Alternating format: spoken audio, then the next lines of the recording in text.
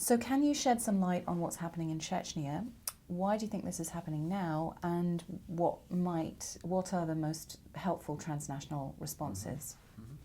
So I think that Kadyrov had in mind, the Chechen leader, had in mind that this would be a win-win situation for him in terms of consolidating his support within Chechnya, and also that there's a sort of tacit approval from the Kremlin in terms of their anti-LGBT stance that has manifested itself within the propaganda laws. So, but it's backfired because there's been an enormous international outcry. It's put Putin in a difficult situation because of the international pressure that's brought to bear and the negative international attention, which he doesn't like. And I think we're starting to see results of that, whereby Putin has spoken out about it. He's been put into a position where he needs to do so. And this has been through sustained international attention, both from at a country level and from activists and advocates around the world who have drawn attention to this. There's a politics of denial that's going on that claims that this is not happening. And, so the work of documenting the voices of victims, of piecing together what has happened, even though it's very difficult to do so because these detentions, of course, are all informal. They're not part of any legal process. People are held in informal detention centers. There's no record of their arrests. And people are terrified, understandably terrified, because of the experiences that they've had. So it's difficult to get the first-hand information, but not impossible.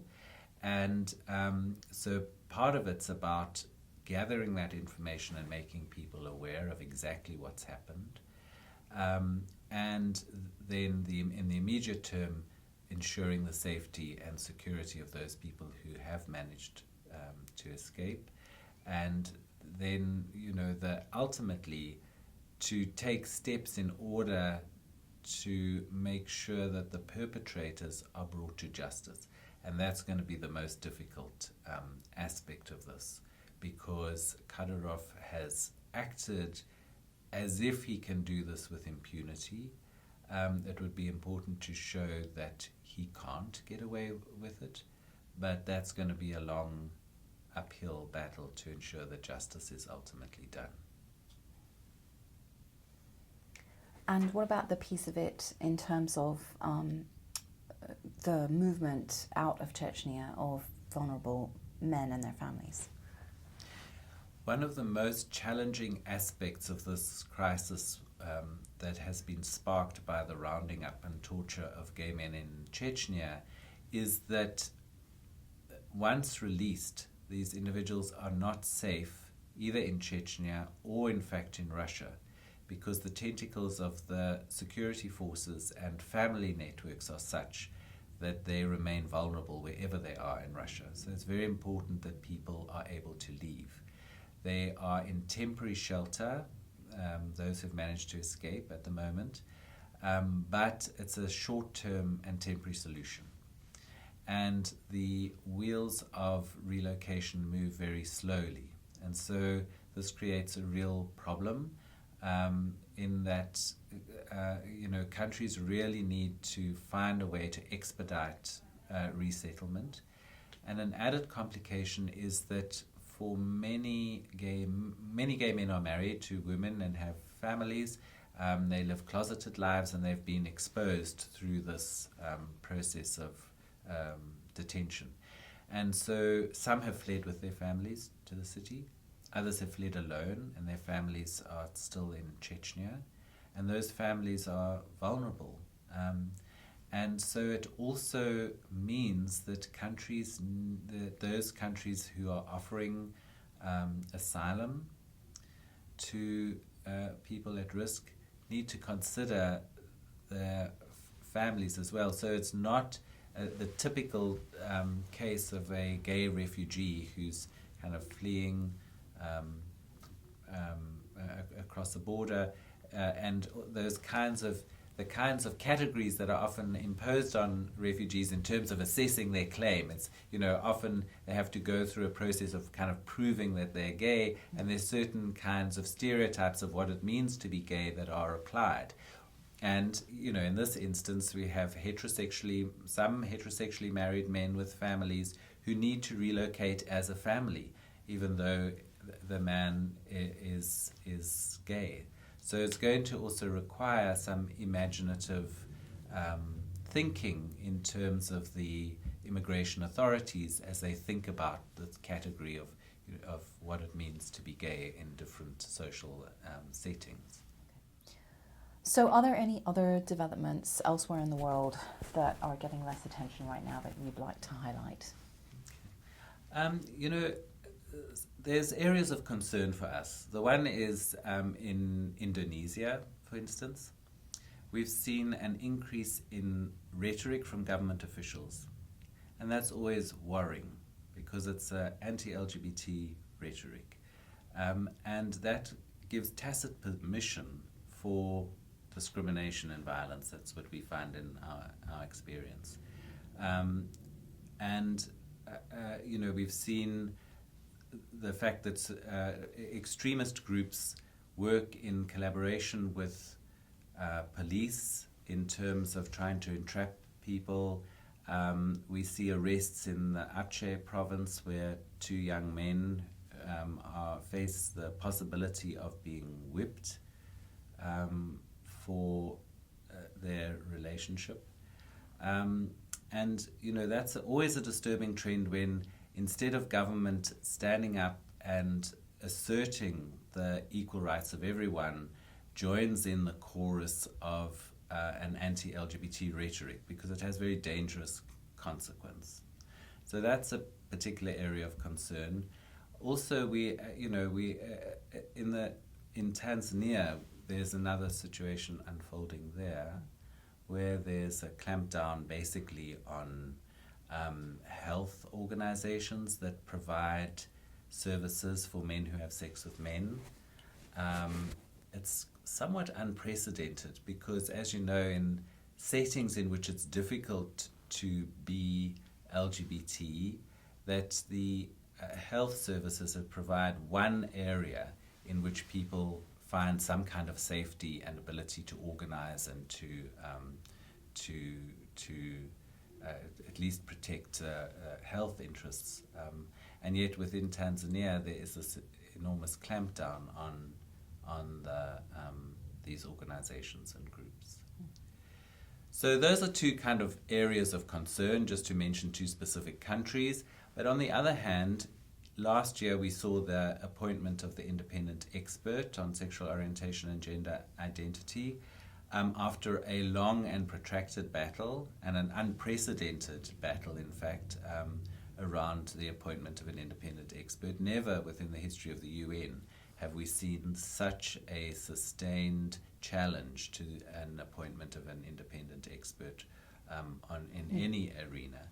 But at each stage of the appointment process, it was challenged by various states who fundamentally object to his appointment.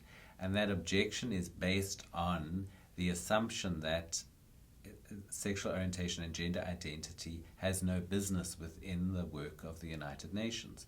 So it's a really fundamental challenge, and it's also it's of extraordinary importance that this has in fact gone through and this appointment has been made.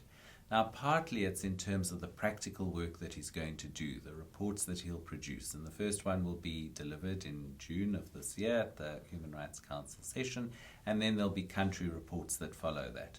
But that's somewhat limited. There'll be 2 reports a year, country-specific reports.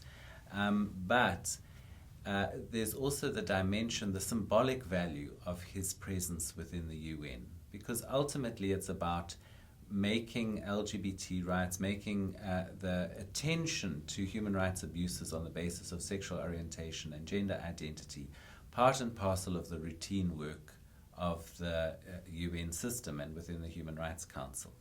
Up until now, we've seen this treated in an exceptional way, whereby there is the occasional report that's done periodically that focuses on abuses that take place around the world on the basis of sexual orientation and gender identity. And as the reports from the Office of the High Commissioner have shown, this is very pervasive abuse that takes place, and yet it's very underreported, and it doesn't get the kind of systematic, sustained attention that is required within the UN.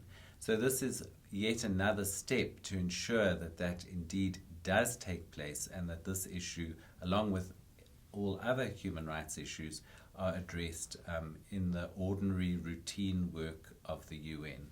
And that's really what's at stake, and that's why there was such a strong pushback against this, because states realize that the days in which they can pick and choose as to what human rights abuses will be addressed and which will not be addressed are over, and that the sexuality will be included along with any other human rights abuses. So from that point of view, I see it as a real milestone that this appointment has taken place, and we look forward to seeing what is produced. I think that the independent expert himself is a very good choice. He has a lot of experience within the UN, and he also has an ability to reach the middle ground. I think he's going to be a bridge builder, and so that's something that's really a positive development. I also want to talk about another on the negative side, is that last year we produced a report that looked at the phenomenon of forced anal testing that's used as a kind of pseudo-scientific investigation to provide kind of evidence of homosexual behavior. Now, of course, the anomaly of the sodomy laws is that people are supposed to be caught actually having sex, which is a very rare situation. And so in some countries, and we document in our reports 8 countries, including Tanzania, it would be 9, that conduct these forced anal tests. Now, some countries do that on a very ad hoc basis and occasionally, and some countries this is done on a routine basis. So if somebody is arrested under charges of under whatever law exists that outlaws same-sex behavior, that these are routine tests that are conducted with the law enforcement officials in collusion with medical authorities. Now, this is something that's been very underreported, but it's very shocking that it still takes place on this scale, and that there isn't a worldwide outcry against it and a prohibition on the practice.